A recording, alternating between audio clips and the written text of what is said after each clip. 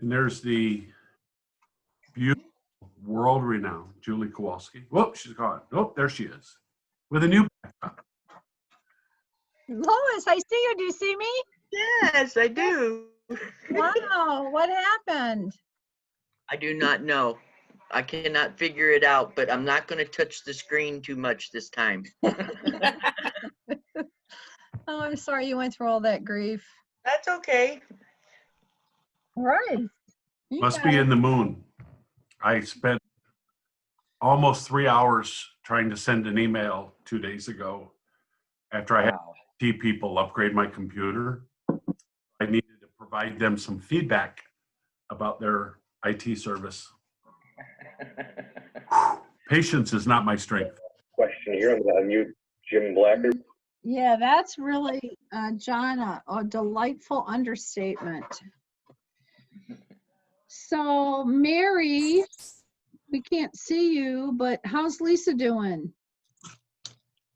Currently, she is at the house, so she's doing well from when I talked to her yesterday. Yeah, she said she wasn't feeling very well, and I gave her a call, but I wasn't able to get through to her, so hope she's doing better. She was going to try and Christy. be on today. Hi, Christy. Where are you at, Christy? I can't remember everybody's location. California, right? Yep, Central California. Cool. Who's from AC Sweepers?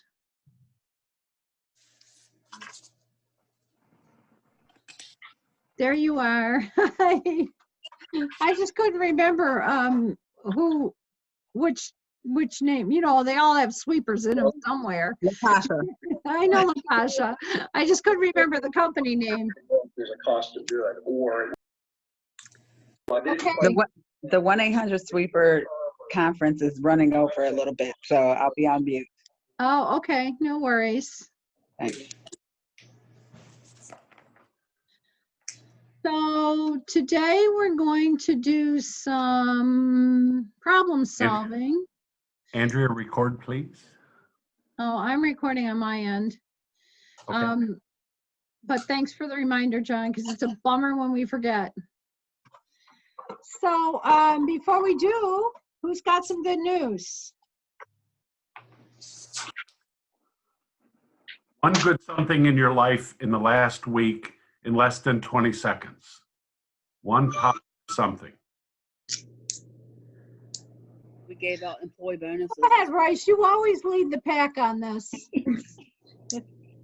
Because I always have something going on. I have all the kids, like nieces and nephews at my house. We've been doing water balloon fights and getting wet just to keep them safe and, you know, have fun due to the corona and everything. So I've been participating a lot with it, just making sure the kids enjoy their summer the best way they can. And they've been having me out there playing water balloon fights and running and everything. And then my daughter told me that, oh, you lost some weight because you've been exercising and working out with us. So that's a good thing for me. That's a damn good thing. That's exciting. very Good good for you. Yeah. Luann, you had one. We didn't get to hear you. I'm sorry. One positive for you. I said we were able to give out employee bonuses this week to everybody that works for us. That is Great. really exciting. Nice. You do that annually or quarterly or? When the mood hits, no. No, this was just financially we could do it at this time. So we usually give a bonus at Christmas. Okay. But this is just kind of a thank you for COVID, all your work during COVID. Good for you.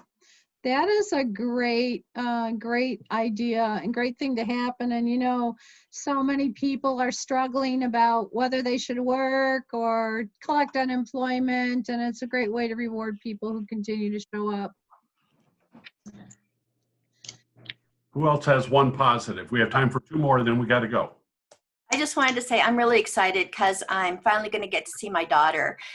We had to cancel her graduation celebration in March, but she's making the trek up to see me here in Bend, Oregon from California, and she's bringing a truck full of my stuff. So she's a really great kid.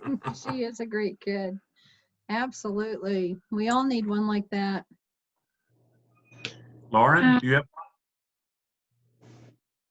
Well, we got all of our baby furniture put together and in the nursery this week. Yes. That's exciting. Yeah, you've got what, you've got 3 months? I think I July, have August, like 2 and a 10 half, weeks. 10 weeks, Two. yeah. 2 months. Do. Well, we're excited for you there. Lois, come on, you got your technology to work on your behalf today? Yep, that's my exciting thing. Everybody can see me, I can hear everybody, and everybody can hear me. So off to a good start. Nice. That is positive. Awesome. And Mary's driving, so you keep your eye on the road, sister. Okay, so the way this works is pretty simple. We're here for you. And we would like to give you a chance to share a challenge that you've got going on and share our wisdom with you. It's, we just ask that you would pick one topic, stay focused. It can be really frustrating when we're here to help you and we hear a lot of yeah buts. So feel free to listen and instead of saying yeah but, maybe try to say something like, could you help me understand how I could do that when this is the situation I'm facing? So when you phrase it like, I'm interested in your idea, but I want a chance to explore it in another context, that makes it easier for us.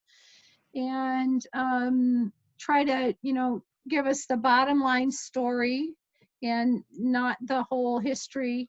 If we need more information, we'll ask for it. And what else, John? Any other ground rules? Just a couple. Looks like we'll have close to a dozen people. When you tell us your example, something you'd like to learn more about, keep the description kind of brief. Julie and I will do some live coaching. So you folks to take notes. And we're recording Mary Ellen, so you don't have to take notes. And have something important to you.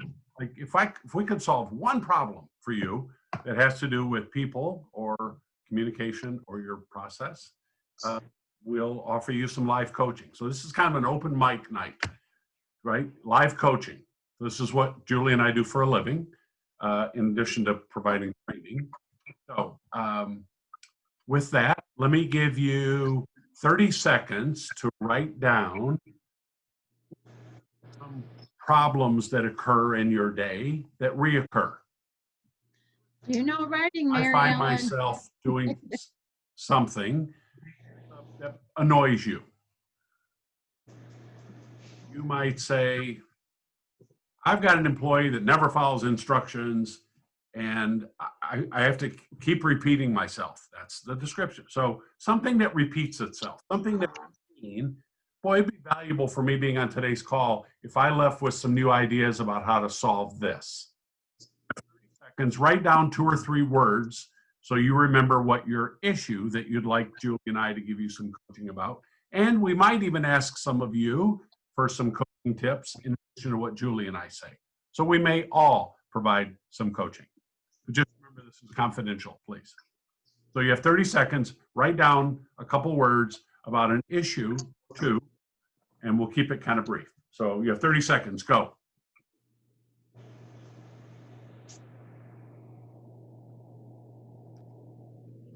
A problem you'd like solved.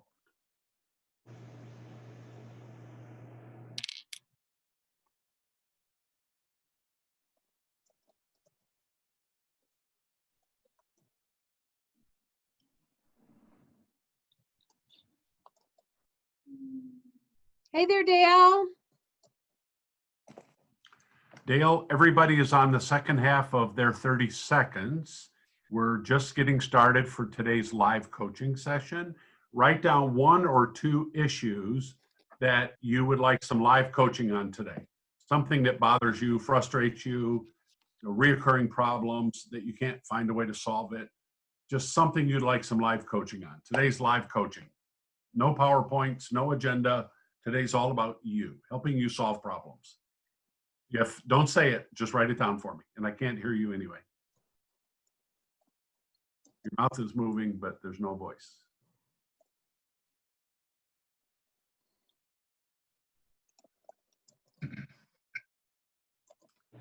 Uh-oh. And again. 10 more seconds.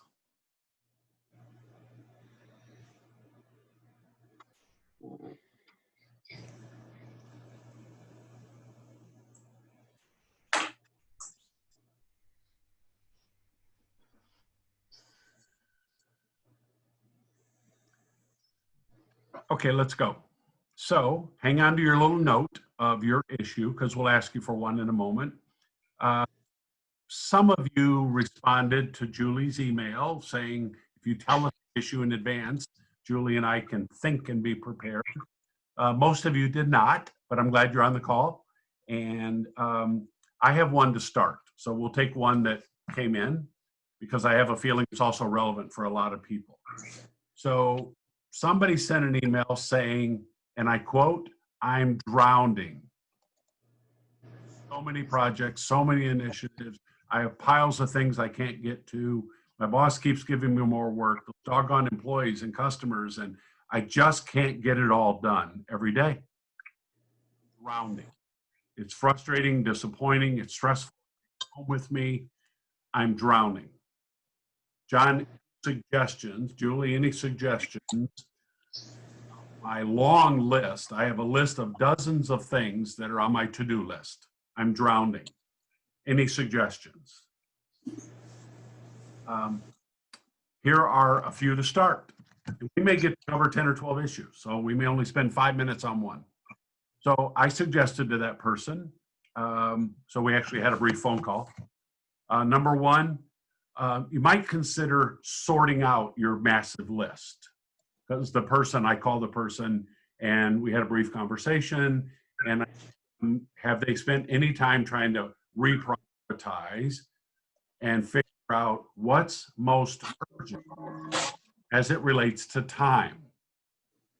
Are there some things on your to-do list that are really time sensitive that you really should become a priority? So that was thought number one.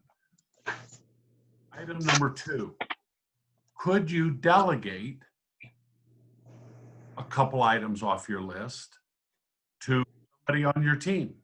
Might be a peer, might be a coworker. I've even seen effectively on occasion asking your boss to help you out of a bind on occasion, depending on what you might ask for help about. So looking for opportunities to shorten the list a little bit is another possible strategy that can work. Wait, John, time out. Yes. Before you go forward, I want to make 2 points about the delegating. Oftentimes we say, can we delegate? No, well, I got to do this. So 2 things that to add to that tip. One is, I'm going to challenge you to do the $500,000 question before you say you can't delegate. So that works like this. If I say, Latasha, I will give you $500,000 if you can find 3 things on your list to delegate. What do you think the chances are Latasha would come up with 3 things to delegate? Pretty high, right? Like 100%. So I shouldn't need to ask you that question. Just think of that in your own sense. There's got to be something on this list I can delegate. And the second point around that is maybe you can't delegate everything, but you can delegate pieces of things. And anything that you can do to move yourself forward will be helpful. So get someone started on a project. Have them collect some information. Have them do a part of a task for you. But don't act as if you have nothing to delegate, because John and I could look at your to-do list in a moment and prove you wrong. Thanks, John. You're welcome. Thank you. Number 3, look at meetings that are on your calendar and your schedule and see if you need to be at all those meetings. Sometimes people invite you just because of your title and you've been there quite a while and you know things. And sometimes you just get added to lists. The next thing you know, you find yourself sitting in a meeting that you don't again. So either A, contact whoever is facilitating that meeting and ask to be excused, number one, or meetings that you facilitate, cut the meeting time by 25%. Schedule an hour to talk about the Christmas party, you will take an hour, or in some cases longer. If you schedule 45 minutes, it's amazing. You can have the same 1 hour discussion in 45 minutes if you create some structure with a little less time. And if you cut 15 minutes off here and 15 minutes off there, you look at the end of the week and you did that 5 times, you end up having a couple hours of free time that you wouldn't have had otherwise. It's a small piece to the puzzle. It's all the small pieces, because usually there's not one silver bullet to the fact that I'm drowning. There's usually a collection of things you can do that all contribute to the feeling that I'm drowning. So take a look at your meetings and make sure they have an agenda, make sure they start on time, stop on time, and shorten the time just a little bit. Consider recalibrating with your boss. For those of you on this call that are not owners of a company, that you do have a boss. Sit down with your boss and say, hey, look, how you position it's important. I'd like to get 10 or 15 minutes of your time. Don't ask for 2 hours. It's a waste of your time and theirs. Turn D in your profile, your disk, and ask your boss, I've got a lot of things that are important that need to get done. And I want to make sure that you and I are on the same page. So we have a brief conversation about what I think are my top priorities, just so I are on the same page. Because sometimes your stress is self-induced. And sometimes that comes from you thinking about, I know my boss wants me to do this, and my boss wants this, and I got to call this guy back. And you create all this drama in your head. And sometimes it is less stressful. Have a brief conversation with your boss about your top 10. So your list might have 30 items on it. But you can agree on your top 4 or 5, and maybe your secondary 4 or 5. All of a sudden, that list of 40 is not a list of 40 anymore. Because here's one of the things I want you to remember about I'm drowning.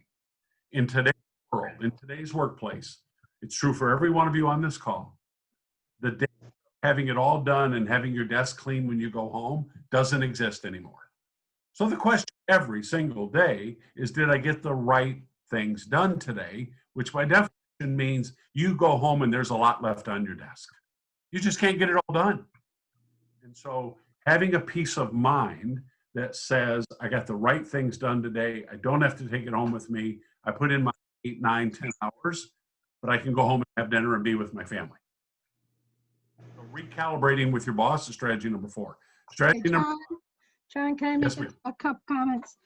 So one of the things John spoke about that I really want to reinforce is to drop the drama. And I mean, John and I have both received phone calls from people engaged in this program, and some of them are like, I have a problem and I need your help. And they have a specific problem and they talk to us about it and we can support them.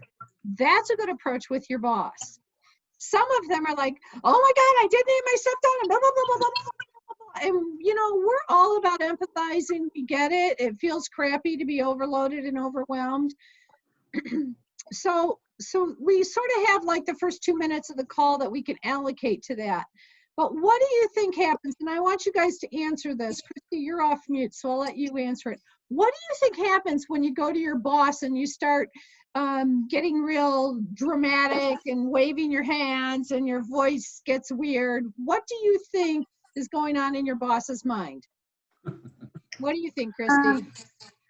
I think they get stressed out and feel like you're not capable of handling your problems. Okay. Lois, what do you think goes on in your boss's mind if you do that?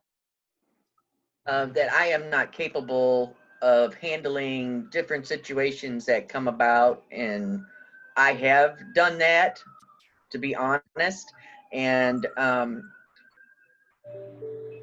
because I didn't calm myself down before I went in to talk to him. And sometimes I got the feeling that he didn't think he could rely on me anymore. Okay, So it plays a whole lot in there. good. Mhm. Great, thanks. So here's the deal. You have a problem and you need my help, tell me that and stick to it. You need to vent. That's another conversation. John, I need 10 minutes and I'm going to vent and I need you to listen to me. That's a different conversation. But don't come in venting and expect your boss to figure out how to solve a problem with you. And the next thing that I think, and this has come up with a lot of people in our last Leadership Academy, are unrealistic expectations from your manager. And when your manager has unreal expectations, what you need to say is very direct. I've got 40 items on my to-do list. As best I understand, you think they're all equally important. I cannot do 40 things at once. Please help me see what I should do today. And you may have to come back tomorrow and find out what you have to do again tomorrow. But letting them know that I need you to help me decide what I should focus on today, and only today, because he knows or she knows you got 8 hours in that day, is a good way of clearly communicating with your leader. Go on, John. I'll piggyback on Julie's comment and what one of you just said. When some of you will think, I don't want to share that with my boss because he or she will think I'm not capable. I've had that thought myself over the years. Got it. I understand it. I really do. It is an important tip to use. Try never to take your boss a problem without bringing two possible solutions. Don't go to whine and sound emotional, but go to them and say, hey, Bob, I was wondering if I could get 10 minutes of your time. I really have a workload problem issue, and I need your input to help me solve it because I want to get the right things done today. And I have two ideas I'd like to run by you, and maybe you can give me some feedback about which one would be best for me based on what you know my department's up against this week, because we're 2 people short. So identify the problem, keep it simple, keep it singular, and walk in with a couple possible solutions and be open to feedback. And when they give you feedback, the first 2 words out of your, when they give you ideas, the first 2 words out of your mouth should be thank you. So be attentive, watch their face, listen, be present, put your phone away and listen and say thank you. You can have those kind of meetings. Why does my phone keep ringing? And by the way, turn off your phone.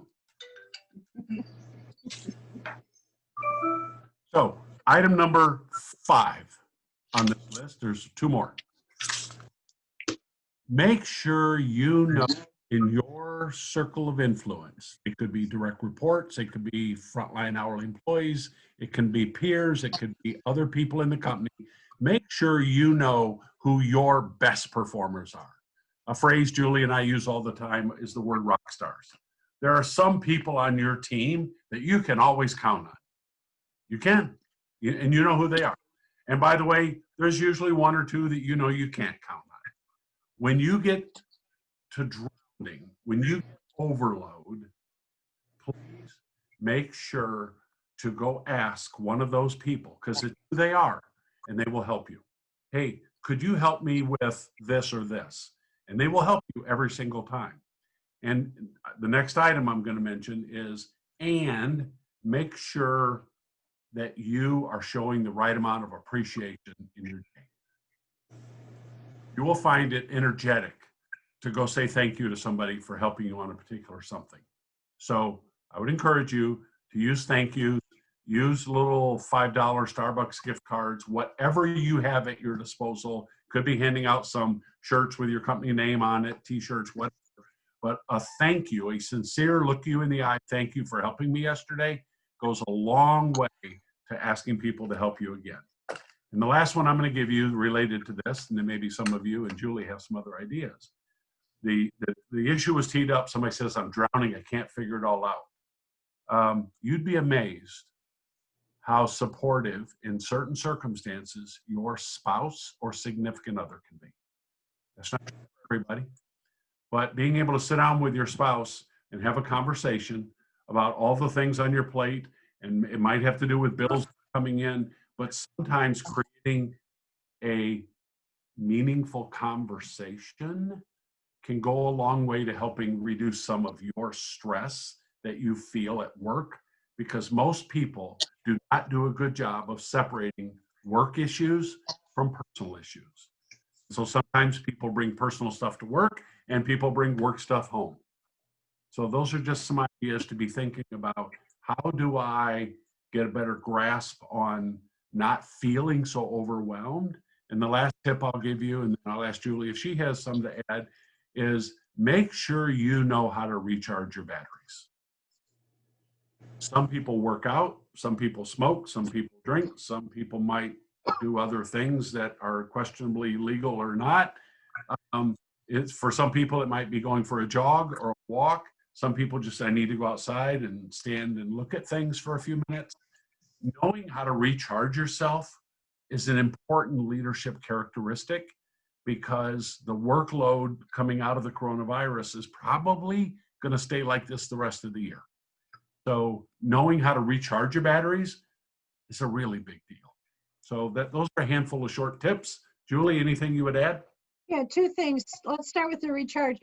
It's one thing to know how, it's another thing to do it. Why is it we don't take time to recharge our batteries? Because we perceive we don't have time. And I have been guilty of this for many, many years. And I will tell you, if in the middle of the day, when I feel like I don't have a second to spare, I walk outside, take my dog for a walk. It takes me 15 minutes. I sit back down, I'm in a new place, and I have more energy. People with more energy can get more things done. So don't kid yourself, make time for that. And the other thing is, and this is particularly important for the S's in the room here today, sometimes when we need help, instead of directly asking for help, we make suggestions to people, and oftentimes that looks very sarcastic. Well, how am I expected to do this? Because nobody else is picking up a hand here. And we make these sarcastic, Luann's laughing. She's either said this or done it or both. But this becomes a habit, and we start treating our team like we don't appreciate anything that they're doing. And when I said to you to ask your boss, I have a problem and I need your help, write that down. Everybody right now, write that down. I have a problem and I need your help. Write that sentence down. Mary, you're forgiven because you're driving, but I have a problem and I need your help. What a great way to start a conversation. Why? Because it tells people what you need. But the other reason is people are motivated by what's in it for them. And when you tell me that you have a problem and need my help, I feel like you've just asked me to do something important for you. And that is flattering to me. And that is way better than saying, hey, Christy, if you could ever finish that project at last, I need your support on something else. Totally different conversation. So if you're not getting people who are saying, hey, Julie, before I leave for the day, is there anything else you need from me? You might want to look at how you're talking to them about the support they give you. In addition to saying please and thank you, make sure you position it in a respectful way without sideswiping them with some sarcasm. One last tip you just made me think of, Julie. Go find the video on YouTube of Stephen Covey. It's kind of old, and his Big Rocks video. It's a great video to help you think about what you just talked about, which is, are you getting the right big rock things done first?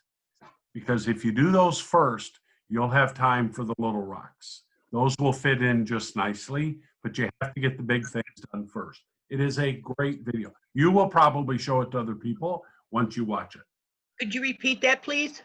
It's called Big Rocks. Big is in large, rocks, like the stuff in your garden that you don't want to be there. Big Rocks. Thank you. By Stephen Covey, and it's got to be 25 or 30 years old, but it's perfectly relevant. It's him bringing a lady out of an audience up onto a stage with an aquarium. So when you see it, it's probably one of the top 10 most watched YouTube videos about time management in the last 30 years.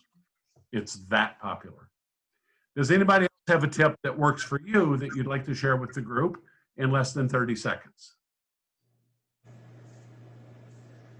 I normally just try to breathe and take like a 5-minute break or something to clear my thoughts and make sure I'm making the right decision and not get upset. Like, Royce, calm down. And then when I come back, I'll be okay. Okay, good. That works for you. Good for you. Anybody else? Have always helped me. I'm sorry, Dale, say it again. Can you hear me? Yes. Yeah, I said for me, always around 11 o'clock, no matter if I'm having a good day or a bad day, a quick run to Chick-fil-A always makes it better. Yum. Anybody else have one idea that works for you about managing your time, your calendar, your workload, your stress? Something that works for you?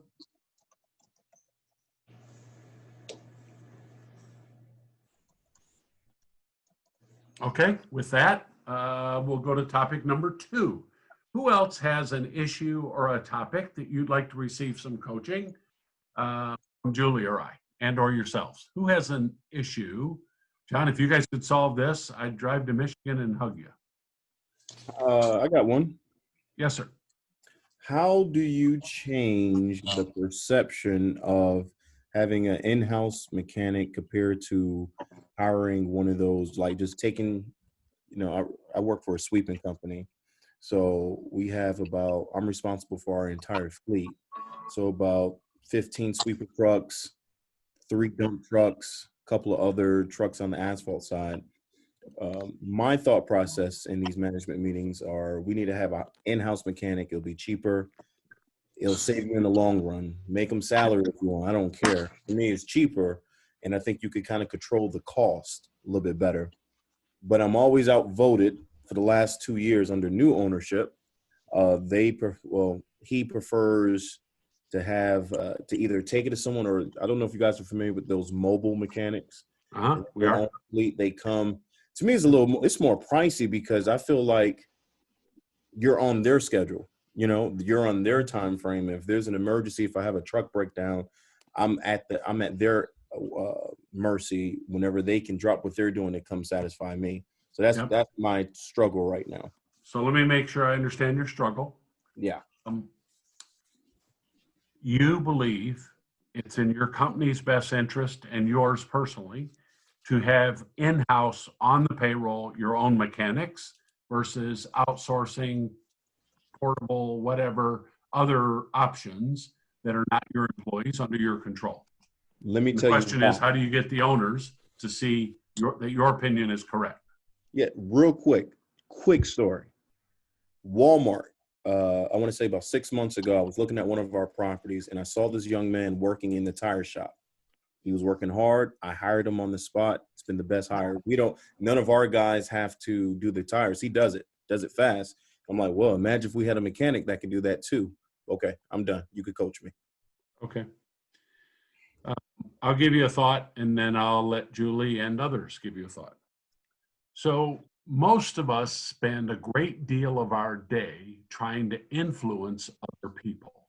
It might be in an email, it might be a phone conversation, it might be a text, any number of ways.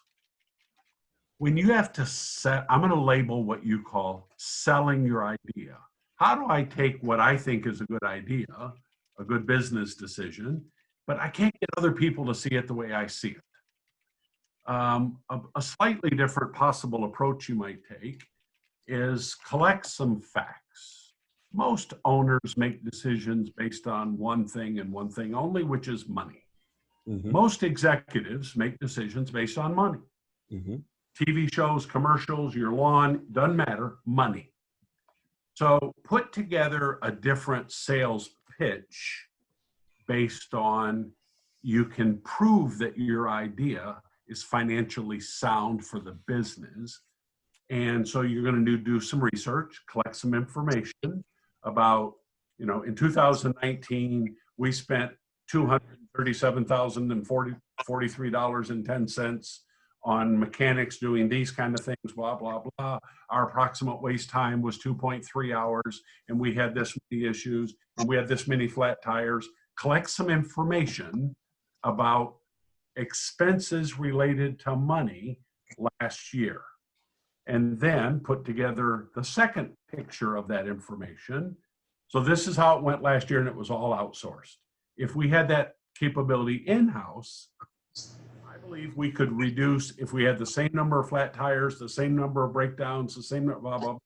In-house, if we paid the person, I don't know, $30 an hour plus benefits, it would look like this much expenses. We believe we could cut our wait time down by at least 2.3 hours if we had the right scheduling mechanism. So collect some facts, but run all the facts through the filter of money. Because most business owners make business decisions based on money. And I think you've been selling your idea based on it's a great idea, but it isn't the way they're processing it, because they're thinking your option is adding to our fixed expenses, it's adding to payroll, benefits is going to cost us this much. When they quickly do that analysis, then what they say to you is, no, let's keep doing it the way we're doing it. And so even if your idea is a good idea, you didn't prove it. I'm asking you to put your data together, and it ought to be compelling. Like if last year we spent $250,000, and I think we can do it better, faster, and do it for $110,000, can I have 20 minutes of your time to show you how I think I can save us $140,000? So your data has to be really good. So that's my tip. Julie? The only thing I would add to it is, and you know, your opening pitch is really important. So to be able to say, hey Dale, I think I stumbled on a way that we could save somewhere between $50,000 and $100,000 with very minimal effort. Would you be interested in learning about that? So I would leave all the baggage of the history behind and start fresh with this new approach. Okay. Smart.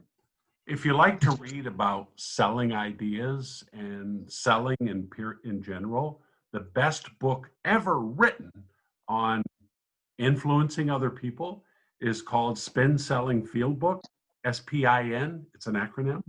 It's a Spin Selling Field Book. Don't buy the big thick law book. The field book is a paperback. It's about $22. You can get it on audio CD. It's filled with great questions, like the one Julie just said. If you can get their attention by asking the right question, people are more inclined to listen because of how you've got their attention. Okay, thank you. So feel for that. The author's name is Neil Rackham. If you decide you want to buy it and read it. Neil Rackham, Spin Selling Field Book. Anybody else have an issue they'd like some thoughts about? Yes, ma'am. Royce. The issue I'm having is like management. Like the management team not stepping up or presenting themselves as a management or a great leader or great management. Like if we short staff and they call off too and they know we short staff, things like that. I'm trying to come with a solution on how can I help solve the problem, because I see that my boss is like real frustrated. It hurts my feelings that he's dealing with everything, going through everything, and I'm always at work, never calling off or being the only person in the office. And I see that that's a problem with him, but I'm trying to get to the solution on, is it okay for me to talk to management, and tell them we need to step up, we really need to do this, and not, I don't know. I just need some input from somewhere else because it's getting out of hand at my company. Okay. This is a good example where all of us need to be particularly confidential and keep what's said on these calls amongst us, please. Julie, do you want to go first? Do you want me to go first? Well, Royce, the first thing that came to my mind, and I'm going to let John come up with the tactics for this. The first thing that came to my mind is managing leakage. So what is leakage? Leakage is what comes out when you're trying to help someone that you have an attitude about. And what happens is you want them to believe that you want to help them, but your attitude's leaking out because they know you really think they're lazy butt sluggards. So that's a conversation for Royce to have with Royce before she moves forward to say, okay, do I really want to help, or do I want to show them how screwed up they are? And so once you finish having that conversation, there is an opportunity to make an impact. But if you see that they're blowing you off, it's probably because it's really hard to contain leakage until you've talked yourself off that ledge. So I would do a little work there and to say, do I really want to help? Am I willing to have compassion for where they're at? Do I know, have I walked in their shoes? Do I know the whole story? And do some work on your own mindset and your own attitude, and then I think they would be more receptive to help. So, John, now you can take it from there. Okay. I'm going to say a couple things that I would highly encourage you folks to write down.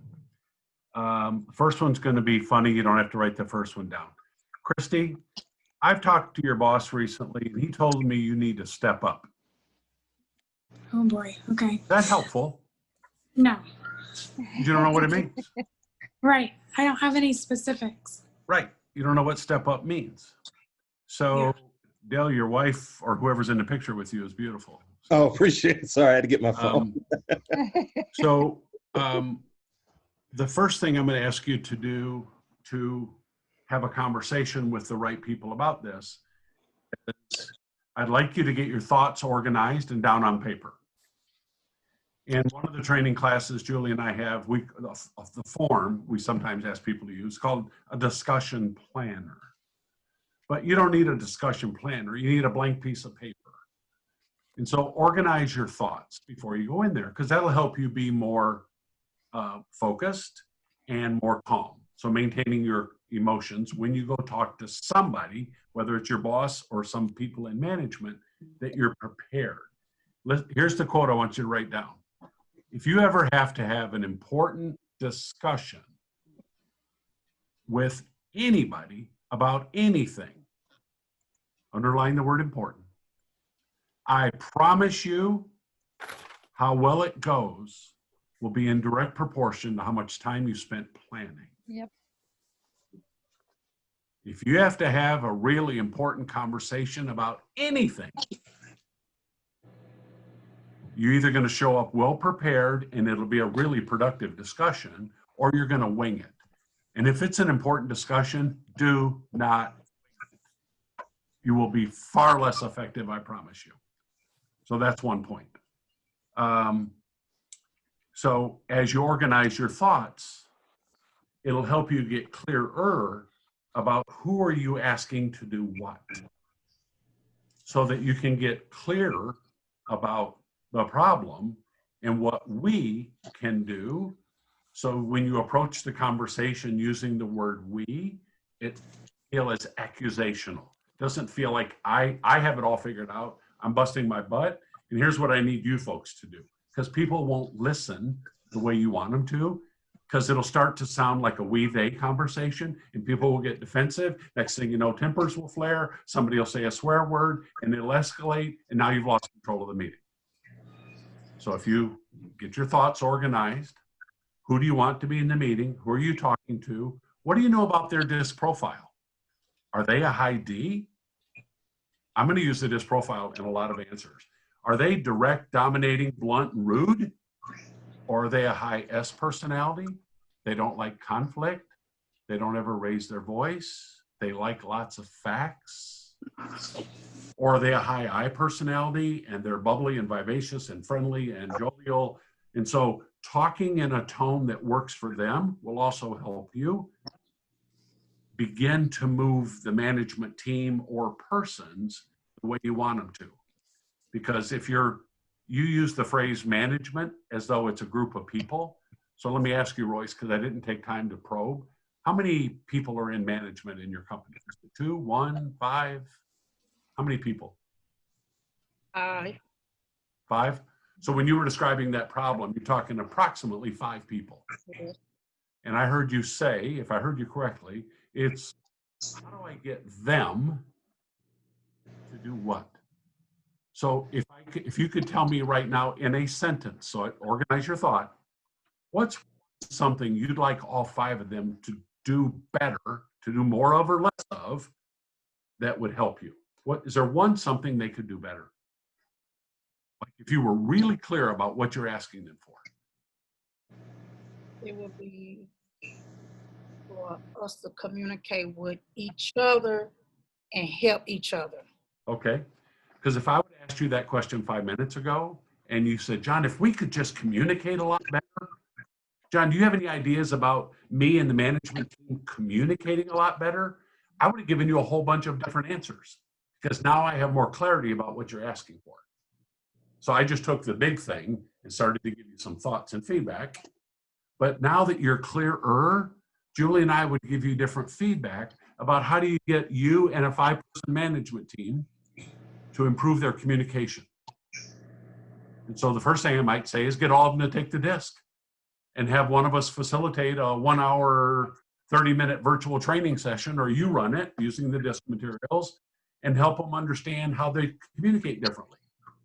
Because they do. I promise you, you have some of the disc all over the place.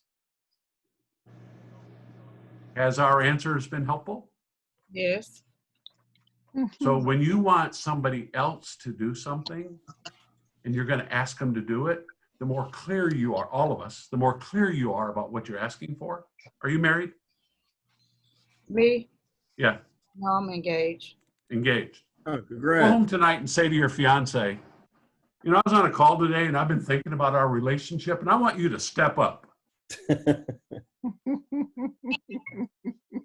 And every person on this call is laughing. So it's about being prepared. It's about the language we use so that we're clear about what we're asking them for. It'll be a better conversation. Julie, anything that popped Yeah, up? go figure. I got a couple more thoughts. So John's right in terms of adapting our style to the disc. Remember, how many of you got your packages in the mail? Okay. Everyone except for you, Christy? Yeah, okay. You're special. I know. I'm always the problem child. Well, no, I'm going to check because I remembered seeing the verification that yours arrived, so it could be at your office and no one told you about it. But I'll check and follow up. But inside the pocket, there's a little blue disc card that tells you how to adapt your style. So use that. But here's a universal style that everybody loves. Human beings are motivated by what's in it for them. And I know that you're asking this because of what's in it for you, but put a little thought into what's in it for them. And so that you can help them see how it would immediately make their lives easier and better. Of course, you'll be the benefactor of that as well. But by doing that, by speaking to their interest, it will be really helpful. And then the thing that Dale mentioned to, or John mentioned to Dale about the business case, when you bring the situation up, you might try to think hard about how you want to say it. And one way to say, hey, you know, we were in this Leadership Academy meeting and we were talking about communication, and I think I've come up with some ideas that would really help make life easier for you. John, I know that you get really frustrated when this happens. Totally pitch it from that perspective. And I think that opening dialogue is going to be really helpful once you have that conversation with yourself about letting go of the frustration and the resentment. And if you need more help with that, Royce, give one of us a call. We can help. We can get you up that ledge. We can get you to step up. All right, who's next? This is what the document looks like that's in your book. Yeah. Unfold it. Who else has an issue? Christy? You have? I do. So in our shop, we run multiple shifts for our mechanics. So we have a mechanic that starts at 2 a.m. to 10, 4 to noon, and 2 p.m. to 10 p.m. And I feel like one of our biggest hurdles right now is communication and keeping everybody on the same page. And just, I know our morning shift doesn't really care for our afternoon shift, and just trying to navigate negative feelings towards each other. Okay. So just so I'm clear, so is this question about the 3 mechanics? It's about, well, yeah, and just how to bridge that communication gap of not fully getting information from one shift to another. Because I think that's part of where that negative feeling towards each other is coming from also. Yep. In the hospitals I worked in, day shift nurses have the same challenge with afternoon shift nurses and midnight nurses. In the plants I've worked in, the people on day shift have a hard time communicating with people coming in working the afternoon shift. And so I'd like to tell you your problem is really unique, but it's about 100 years old. Right? Oh, great. Work different shifts. How do we get them to communicate more effectively? Yeah. And by the way, who's their boss? Who do all 3 of them report to the same person? So I am. You're I'm the the boss. manager, yes, for the shop. Okay. All right. So all 3 of them report to you. Yes. Okay. All right. So how do we improve communication and teamwork? I'm adding another word. And teamwork between the 3 of them. How do we get them to collaborate? How do we get them to have a better sense of working together as opposed to just do your job and go home? Yeah. On afternoons happens and I don't really care because I work days or whatever. Am I close? Yes. And in round numbers, how long have the 3 people been in their current positions? Months, years, 5 years, 4 years? Some of them years, and then there's a couple newer people. There's a total of 3, right? No, we've got 5 mechanics and 5 to 6 lube techs. Must be nice. So are we talking about, I'm coming back to you, Dale. Are we talking about all 8 of them? Yes, so there's, Because you expanded the audience if it's not the 3 mechanics. yeah, no, sorry. It's the shifts. So there's probably about 4 or 5 day shifts and the same at night. Okay. 4 or 5 people. Okay. So 4 or 5 on each shift, we're talking 10 or 12 people. How do we get 10 or 12 people on different shifts to communicate to one another? Yes. Okay. By the Sorry. way, I'm going to ask Dale to reach out to you and learn more about how you got all these internal mechanics, and he's begging and stealing for one. Yes. Fleet Yeah, of no, 30. I've got some So good would you stats call for Christy, Dale? Yes, I will. Seriously, Yeah. call her. I'm dead Find out. serious. Get some Yes. information. Okay, back to Christy. Do you have a very good accountability system in your company, in your department, Christy? No. I I didn't think so. it's like I'm trying No to is make good. it better, but yeah. Yeah. No, you don't. I knew Yeah, you did. I wanted you to answer. So, or I suspected you didn't. One of the strategies you might consider, it'll take a little work, this is something you'll send an email and all of a sudden it'll be great, is you might consider finding 1 or 2 goals that would be, now if there's 4 on each shift, that's a round number of 12. I'm just going to use the number 12.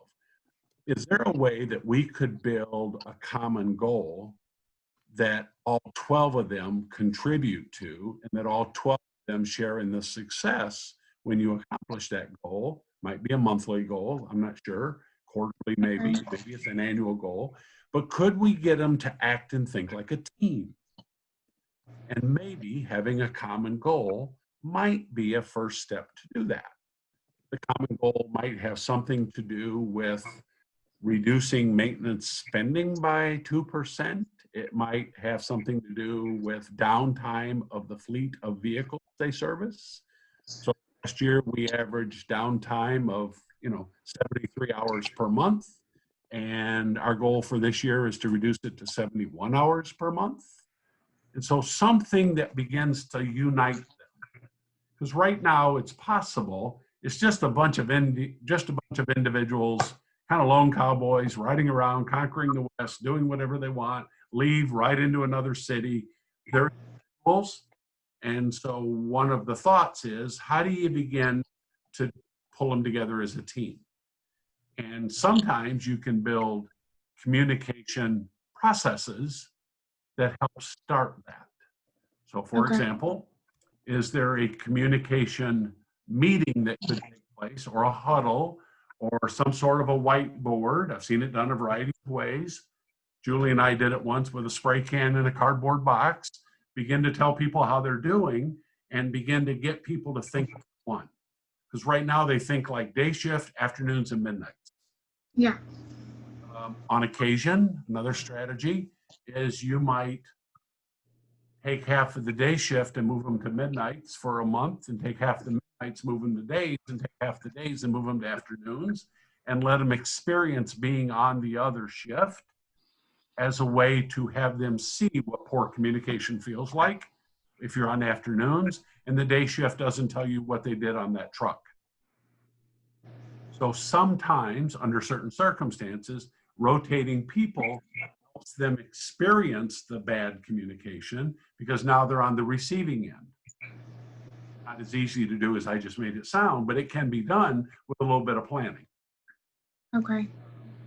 Another thought real quickly, does your organization, this is a question for all of you, does your organization have identified in writing values? Yes. Okay. Can you tell me what 3 of them are? Not off the top of my head, I cannot know. Okay.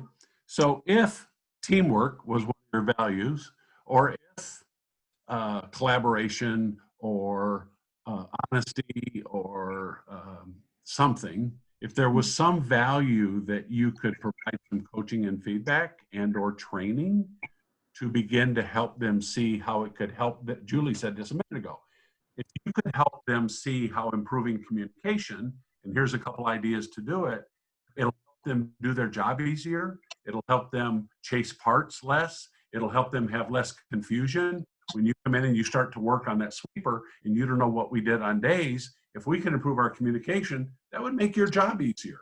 So if you could begin to sell the teamwork and collaboration and communication from the angle of, here's how it can help you.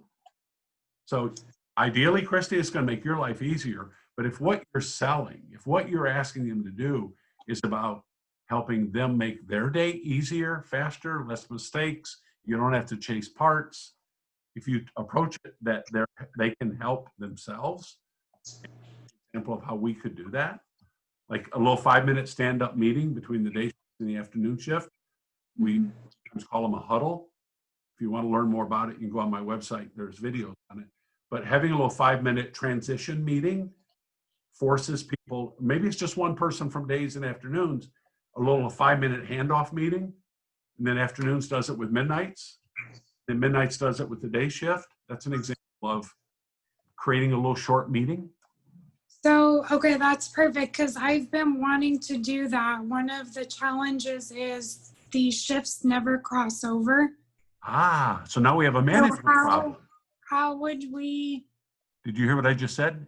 I did, yes. We have a management problem because who creates their schedule? I do. That's the management opportunity. So maybe we need to revisit start and stop times, maybe not for all of them, but maybe one person needs to overlap a little differently. So there might be some reason that one person starts 30 minutes earlier or later on all 3 shifts. So there actually is an overlap. Yeah. On each of the teams of 4? I have a team leader on the night, not on the day. Okay, you might investigate having a team leader on all 3 shifts, and maybe you get the team leaders to help you lead the charge on this new level of teamwork and communication, because a little tiny incentive or something that they get for being team leader and helping you accomplish it. So that you might also have a structure opportunity to maybe have a team leader on all 3 shifts. So each one of them is kind of your lieutenant, if you will. Julie? Okay. Thing to consider adding? Yeah, a couple things, Christy. Now you work the day shift, right? Well, yeah, but I'm pretty much on call 24/7. Okay, so the huddles that John mentioned, and you guys, I wanted to let you know that I don't want you to stop taking notes. But so everybody who wasn't here can see what you guys got out of this. I will get you John's huddle videos. I'm creating an email with some resources so you make it easier for you to find this stuff because I know you're busy. So your presence in this problem will demonstrate the importance of the problem to your team. Because right now, they don't really understand how important this is to you. Because all you've done, if anything, is complain about it, but you haven't brought solutions to the table. So, where'd she go? Oh, there she is. Sorry, somebody was trying to call me. Oh, that's all right. It's just like you disappeared. It's like, did I tick her off that bad already? So if you watch these videos, huddles are a good idea. Model them, show up for them, and help them learn how to do them. And this will let them know that it's important to you. I think of everything John said, trying to get them together as a team around a common goal is really, really important. And finding a way to recognize their common goal accomplishments. You would be blown away if you realize how many times John and I in our careers have rallied people who were not getting along around a common goal and how effective it is. It will really blow your mind. So I think that's a great takeaway. The other thing is create the expectation that some kind of tool be used. And maybe they design the tool, because team problem solving is really a great method for getting people aligned around the same goal. So create, but all right. I just feel like I'm having a seizure. Don't worry about me. No, just kidding. They need a tool. Like, these are the 5 things that I want you to talk about and pass on to the next team, and making a board that they can write on, and they don't go home until they filled out this board. And so it's great if you can find a way to get representatives of the group and say, how can we fix this problem? I know it frustrates all of you. And I'd like to make that pain go away for you. What is it we need? What is it we need to do? Don't allow any blame games, but try to get their insight. And that's the optimal solution. If you can't manage that, then simply create a tool that says, these are the 5 things I need you to do at shift exchange. People exchange shifts in restaurants, in hospitals, in pretty much any business that has multiple shifts. This is a very common thing, and typically they have, does anybody here in this tool have a shift change checklist that you use for your people? Okay, Martha's got one. Martha, will you share that with Christy? Not now, but will you send her an email with it? Okay, great. I'll let you share your 2 cents too. So I think that those things will really help you move forward. Martha, did you want to share a thought with Christy before, or anybody else before we move forward? We actually just have a form from the mechanics to the from the drivers to the mechanics on what needs to be checked on each vehicle. And if they have any issues like in their routes, they will write it, and our supervisors here in the office will call our customers and tell them what's going on. If there's a junk patrol, if there's an issue with their property, we'll let them know, and then they'll get back to us and let us know if we need to take care of it, or they will outsource it somewhere else. But knowing that the guys need something in their vehicle taken care of so we can provide better service to our customers has helped out greatly. Okay. Good, thank you. Christy, one more quick question, then we'll go to somebody else who might have a question. So if you're getting ready to ask one, get ready. Christy, if I asked you how well the maintenance department did in May, can I call your group of people the maintenance department? Is that okay? Yeah. How well did the maintenance team do in the month of May? What would you say? What do you think about the answer for your team? What would you say is the answer? How well did they do last month? I would say we did okay. Okay. It wasn't And horrible, but it wasn't great. okay. And what are the 2 or 3 business goals that you might measure that would allow you to prove to me that we did okay last month? Do you have any targets or metrics that you watch as the manager? You know, I probably need to set some up because I do Okay. it just based off of, I don't document. I document some stuff, Okay. but not everything. Okay. Most people on this call do not, so please don't feel Yeah. bad. You just happen to be the person that raised your hand. You might Yeah. consider starting to think about, on an 8.5 by 11 piece of paper, some sort of simple little scorecard. Okay. So maintenance teams that I've been affiliated with, one of the things they usually track is money spent on maintenance supply, just money spent. So Okay. I asked you all 3 shifts, how much money did they spend on, oil and tires and brakes and belts and how much did we spend last month?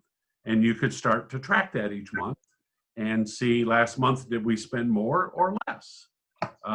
Number of flat tires, number of transmissions changed. I don't know what might be something that all 3 shifts do. Okay. But if you could create a little scorecard, and a long story that Julie and I did with a plant in Ohio with a maintenance team on all 3 shifts. And once we began to figure out what to measure, it takes a little work. And then we started posting, here last month, here's how day shift did on these 2 metrics, here's how afternoon shift did, and here's how day shift did. Well, son of a gun, the afternoon shift wanted to win, so they started doing better because they wanted to beat the other 2 shifts. They wanted to win a contest that didn't exist. We got people talking about business metrics, but we got them talking because they wanted to beat one another. They were competitive. And while they were getting better, then the following month, another shift got better. And now all 3 shifts are getting a little better. And it kept getting better. I mean, so all we did is say, hey, here's how you're doing. And we think as management, you should know how you're doing, right? Some sort of keeping score. Our kids go to school, they bring home a report card. That tells parents, how are my kids doing? You go watch a league football game, there's a scoreboard. How are we doing? So beginning to think about that, it takes a little time and energy, but if you can do something simple and maybe track it and post it once a month, and then begin to talk to them about how could we get a little better next month, you'll start to create conversation around the topic that's relevant for all 3 teams. And then you might create a pizza party. If we can get this number to this number, I'll buy lunch for all 3 shifts. Or a shirt, or a new jacket, or some sort of recognition, because you're reinforcing what you're trying to get them to do, which is talk. Okay. Better overnight, but little things like that. Create a game, create a contest, create something that's unifiable. Okay, awesome. Yeah, thank you. Who else has a question? Wait, Christy, I don't know if downtime is an issue for when you're, mechanics aren't coming in or they're not getting stuff done. That's another metric you might want to measure. But also, I'm going to encourage you to reach out to Hayden, because Hayden had a very big problem with this kind of thing last year. And he was the one who was able to reduce his downtime by some ridiculous amount of time. So pick his brain about that. I think that he will have some great ideas for you. Okay, awesome. Thank you. Yep. Who's got another one? Moving along, we might have time for 1 or 2 more. Luann, didn't you send me an email saying you had one? Me? Yeah, wasn't it like that boss of yours that was really obnoxious? No, I'm just teasing. Well, I'm teasing, right? It's about we actually is a personnel issue. It's a lady we hired less than a year ago, and her personalities and ours are just totally different. But she's making the entire office miserable. Oh, that's a good one. Can we use that one? Please. You have a bad apple. She brings a lot to the table, but what she's now bringing is the good outweigh the bad, but now it's about a tie. Yeah. So the drama is outweighing her contributions. It's good. Yeah, it's close. And Lauren probably can tell you more because No. We don't need to elaborate. You've already said enough to make everybody on the call smile. Says you're the only person on this entire Zoom call that has hired a bad apple. No one else has ever done that. That was kind of a joke on Zoom. Wait, Luann, do you feel like this person is a bad apple? I'm torn. Okay. If you bet me $100, if you and I coached her, could she be turned into a good, solid, contributing employee, or is she just not salvageable? I don't know. Okay. Lauren, what do you think, Lauren? I think she has qualifications that make her an asset, but part of her personality is very restricted. Where I am a high I don't know what she is, but we don't mesh well. We had a very happy office before she came in. Or let me rephrase that. We all were happy in the beginning, and then things have changed. A light switch is flipped, and it's now very different. And have you talked to her about this? Yes. Is she quiet or loud and vocal? She's quiet, but she takes notes, and then she tells you what all you've done wrong in all of her notes. Well, she's a high C. Is when she tells you all the things that everybody's doing wrong, is she pretty direct? Oh, yes. Okay. Does she have a strong opinion of her strong opinion?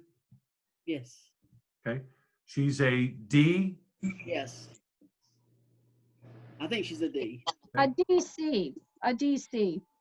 Yeah, or a CD, somewhere in that ballpark. A mean D. So D personalities tend to have a very strong opinion of their very strong opinion. They think they're right. Yes. And if you don't believe so, just ask them and they'll tell you. They're not a tell you. Do you have, she's been with you about a year?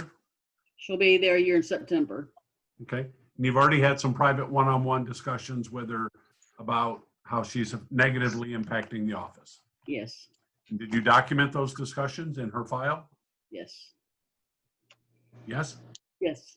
Good. Okay. I'm a documenter. I document. Okay, good. I know. You can't help it. I know. And what is her title? What's her position? HR administrator. Okay, great. And who's her boss? Me and Lauren. Okay, both of you or one of you? Who's her real boss? Who's in her performance review? Probably me. Okay, all right. Thanks, Lauren. Confusion about who's her boss.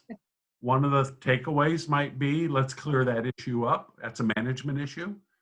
So there should be no confusion about who she takes feedback from, coaching from, recognition, who's going to be holding her accountable. Others can contribute, but she only needs to have one boss, if at all possible. That's one thought. Do you have good performance targets that she's supposed to hit every week, every month? Things she's responsible for? See, she's doing that part. Okay. It's not her work ethic. It's she's mean. Okay. Are you familiar with the basketball coach, Bobby Knight? Yes. Okay. For those of you who are not, Bobby Knight, one of the winningest college basketball coaches ever to coach college basketball. When it comes to winning games and coaching, he was one of the best 2 or 3 in the last 75 years. Except he was mean. He would throw chairs on nationally televised games. His student, he won national championships, Big Ten, he coached at Indiana. Today, he still holds the record of the most kids that played for him graduated with college degrees. He had a lot of positive things he brought to the University of Indiana, but he was mean. On TV, choking kids, throwing chairs, ripping people, grabbing people by the shirt. He was a mean guy. Even though he was a great coach, his lack of control of his temper and his violating of the company's values, the university's values, they eventually had to fire the winningest coach of all time. He was really good at doing his job, except for the other part. So there's, watch my hands, Lauren. There's what we pay people to do, and then there's how they do it. She's good at the what, and so was Bobby Knight. But it's the how. It's how she talks to people, how she creates drama, how she steps in other people's business, sticks her nose in other people's business, things she says to people that are mean. How she goes about her day is the problem. Do you have clear company values? No. No. I mean, we have a handbook that's kind of outlined in. Okay. You might take a look at the handbook, but at the end of the day, I would ask you to be, all of you, for bad apples. You have to be clear, so maybe you and Lauren continue to put your heads together and be clear about next steps. So we've had some one-on-one coachings, we've written her up, we've got things in her file. Maybe you need to get your thoughts together on a piece of paper. Luann, you run the meeting. Lauren, you sit in on it. And draw a new line in the sand. No? No, I want Lauren to do it. Oh, okay. Well, I thought I was talking to her boss. I'm sorry. So, that issue. Wait a minute. You're a high C, right, Luann? Yeah.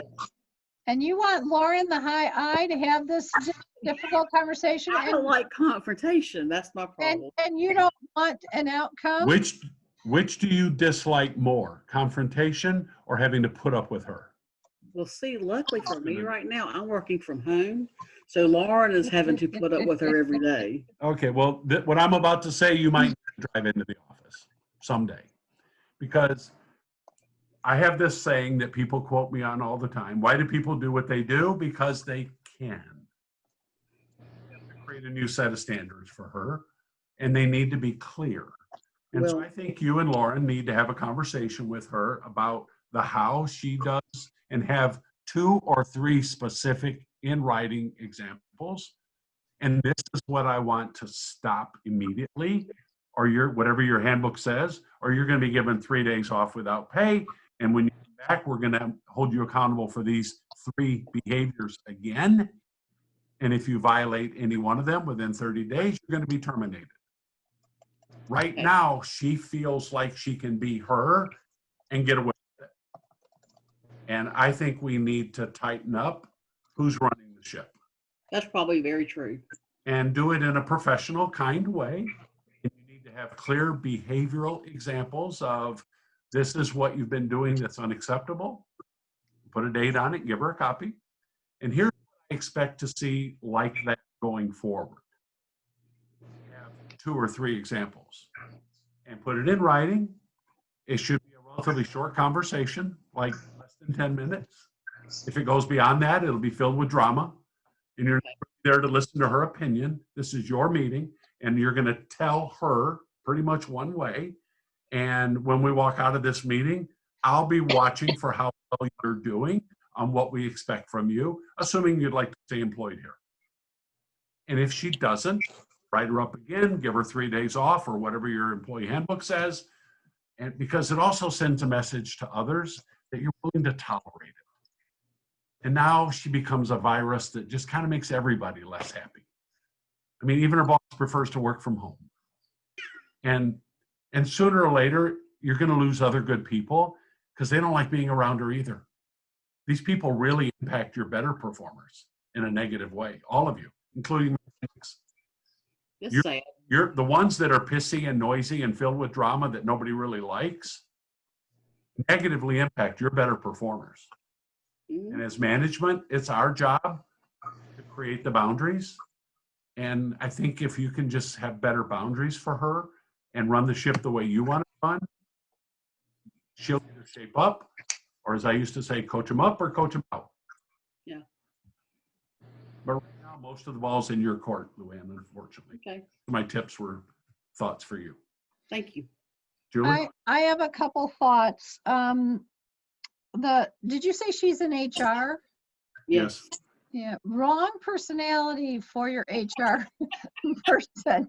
Just, there's got to be some connection to the human thing in HR. Although, Not like that. pardon me? She didn't start out like that. I mean, she's had a lot of issues happen too, and I will say that for her. But I don't know. Okay, so We all have, Luann. I know. a couple things John mentioned that I want to build on. One is he asked if you had values, company values. So you said no, but you have a handbook. Christy said yes, but she couldn't identify 3 of them for us. So let me just tell you that so far, none of you 3 have company values, because if you have them and you don't know what they are, it's the same as not having them. But if you did have values, this would be really easy for you, because you would hire people against your values and you would manage people against your values. So I took a job for a local accounting firm that's been on the Fortune 100 best companies to work for list for 20 some years. One of their values is that they have a jerk-free culture. This is written in writing. You sign it when you sign the handbook, and your values would be the same, presented that way. And then what's really cool about that is that if you act like a jerk, you know about it, and you know about it too sweet. I can tell you this by personal experience, because I got a talking to when I first started there, because I got a little sassy with someone. And literally, I came in the morning, and the senior manager of my area was sitting in my dark office waiting for me to show up like a mafia hitman or something.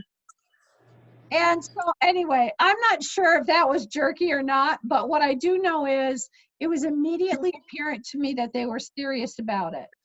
So people won't take you guys seriously until you take yourself seriously. And that means to say, I'm paying this woman money. She's negatively impacting my workplace. It can't go on. I will address it and move on. All right. So I'm going to send you guys some discussion planners so you can take a look at them. Luann and Lauren, there will be one in there that will work for you for this situation.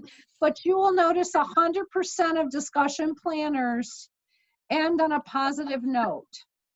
What that means is when you end this discussion with her, you need to express some confidence that you've got clarity in this session, and you trust and have a lot of faith and hope that she will move forward and you will have better outcomes. Very important, because when you end the discussion on a negative note, she's not inclined to think about her behavior. She's thinking about what a butthead you are.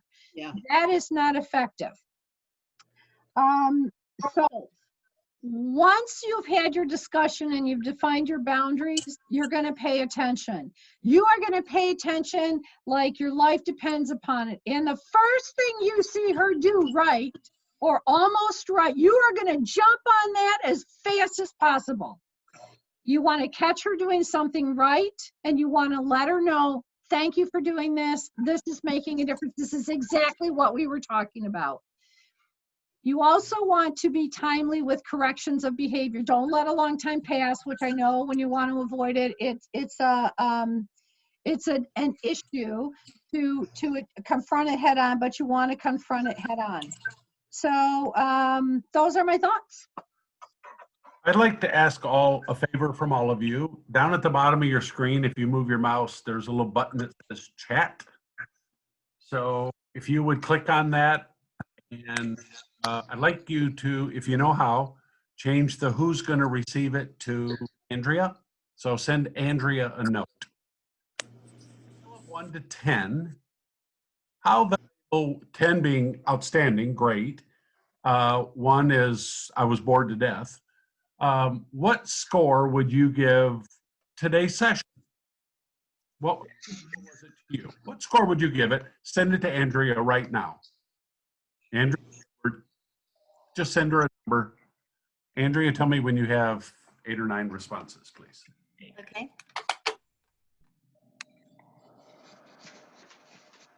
Then how do you send it?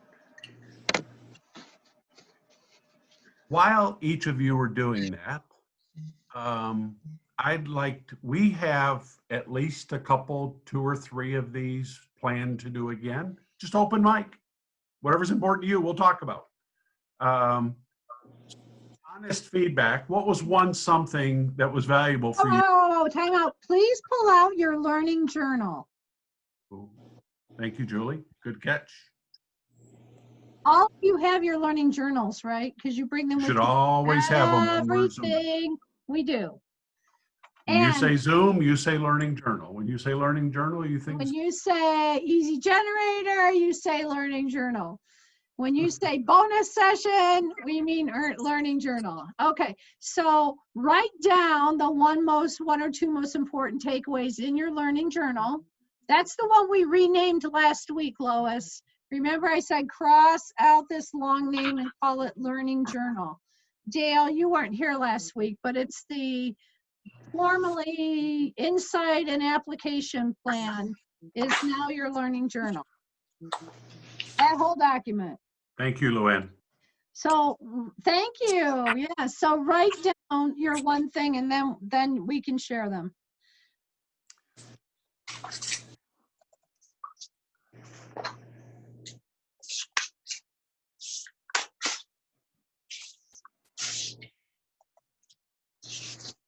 Andrea, did you get most of the scores?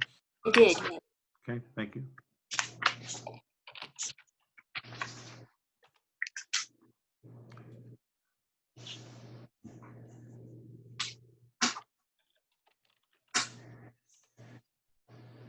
So, thank you. Just some honest, candid, pointed, direct, simple feedback. Your feedback about today. Lauren, anybody in any order, just be specific and be honest. So Julie and I can keep improving. What was valuable for you today? Not necessarily what you learned, but what was valuable? Well, this was very valuable to me to know how to approach things differently. And I've said before, we all struggle with the same things, even though it feels like we're all in our own little boat. Yeah. So it's nice, it's refreshing to know you share conflicts and issues and struggles with everybody else. Mm-hmm. Yeah, except for the two of you, nobody else has a bad apple. That would be the only. We are the exception to the rule. Dale, how about you? Lois, you're next. Collecting them. Can you repeat the question one more time so I can make sure I answer it correctly? Your impression of today. What was valuable for you about today's format? Because today was different. It was nice to know that other people have more mechanics than I do. I think what would be pretty neat would be to kind of have an option where everybody that may deal with the same thing that they could kind of input. So I wish there was a little bit more more participants on that front. But I appreciate the ideals from you and Julie. In fact, change my selling. Basically, I'm selling an ideal. I need to collect a different sales pitch, basically. Businesses like numbers. They think money no matter what decision. So these were some good ideas that I'm going to put in, incorporate immediately. Thank you. And what is your DISC profile? I have it. If you give me a minute, I could go downstairs and get it. Okay, you don't have to. Lois, what was valuable for you? To make things factual when trying to bring about change. Okay, good. Thank you. Luann, did you like today's format? I did. Good, thank you.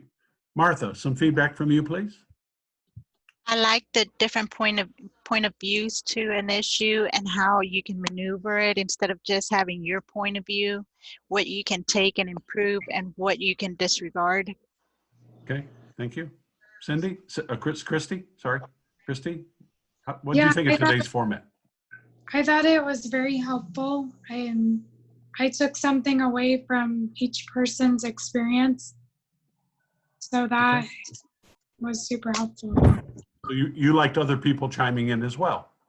Yeah, because they have problems that sometimes I feel like you don't even realize they're your problems also. Yeah, that makes sense. Latasha? I had a lot of good points to this. I would like to participate in a small subgroup, because I know you had one officer suggested that some people talk to others. I would love to be in a small room so that we can talk about best practices. Is that possible? All right. Okay, good feedback. Thank you. May I say something? Hey, Royce Andrea's has going his hand nuts. up. Yes, Dale. Found it. And what does it tell you? Your disk style is Psi, S-I, Psi. Okay, so a lot of I in your personality? Yeah, that's definitely my personality. He's a high S with the I backup. Yeah, the reason all of us knew that is because I asked for a short, simple answer and you talked for 5 minutes because that's what. You'll get to do this. I told you we're going to have fun with it because you'll start to hear it. You'll start to see it. I can't help Royce, what was valuable today for you? Give me a nugget. Just one. Other than when I make fun of Dale. Because I'm a SI, and when you say 3 seconds, I'd have went 10, 20 seconds. In fact, you're doing it now. When I like the bad apple, I kind of, took notes on that, and the whole topic was great for me. And also when Julie said, organize my thoughts first on my situation. So that kind of, because I normally don't, So the whole topic, the bonus or whatever, it was great. Good, thank you. I did I miss somebody? John, I had one quick thing that I thought was really useful for me, which is that, I love the disc, but I forget to ever apply it for anybody else and how I would approach them. And so I just wondered if you have a quick tip on how to remind myself to think about that before I start just doing my thing on people. I'm a high D, really high D. Well, to begin with, you don't really care, but it was a nice question, as though you, because that's what high Ds do. I'm kidding, kind of. I would ask you to watch people a little more often, like literally watch their face, watch how they communicate with you, watch their eye contact, their body language. If you pay attention to how people are communicating with you, that might help you think about why he's smiling and laughing all the time and this other person won't even look you in the face and they're not even paying attention. And so if you just pay more attention to watching people, I think that they will communicate back to you in ways that will help you pay more attention to it. Like Royce hasn't looked me in the face once today. She's got beautiful eyes. She rolls her eyes and she looks at the sky and she Andrea, when we wrap up here, I had something I needed you to do. I put it in the chat in case we get disconnected. Julie, I'm all done, ready to go out. Anybody else? Luann. I just have a little something for Dale. When you approach your owners or managers about the mechanic, it's just the owner, I promise you. I like, and I've dealt with, you like short, concise answers. Graphs are awesome. If you have a graph of expenditures, what you project versus what you've actually done, that'll go a long way. Okay. Good point. Good point. In fact, that comment, that's a great point, Luann. A lot of people in today's workplace are visual. They see better than they hear. So if you can use visual effects, charts, graphs, numbers, handout, it will help you communicate. Okay. They're awesome. Thank you, Luann. I've enjoyed today a lot. I just want to say thank you all for showing up and for participating. Julie, a final comment from you, please. It's always nice to be in your presence, and we don't meet next week, so have a great holiday. Keep your eyes out for the next Easy Generator thing, but you've got quite a bit of time between now and when you need to have it finished to get it done. So cool. Happy 4th. Thank you for being here. Bye, everybody. Stay safe. Bye-bye. Bye. Thank you. Thank you.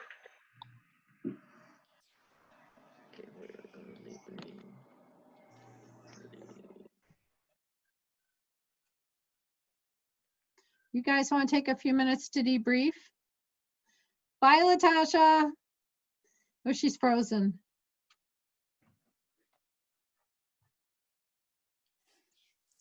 And you could probably stop recording now, Julie, unless you want to save this. No, I will